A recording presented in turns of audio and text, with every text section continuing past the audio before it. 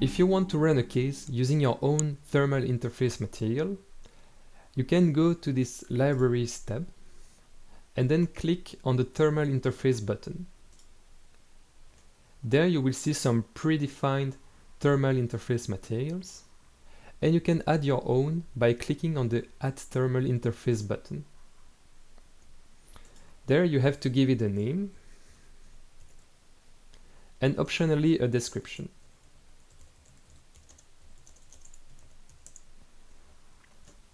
Now there are three parameters you can define. The first one is the thickness of the thermal resistance layer.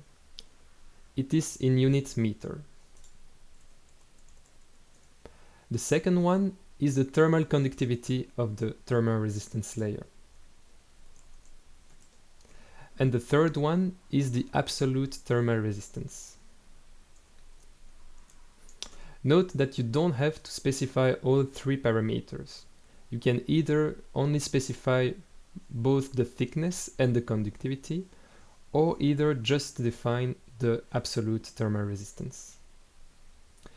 Now that your thermal interface material is ready, you can click on this Add Thermal Interface button. And you can see now, if you use the searching bar, that your material is defined in the library. You can now use it in your case.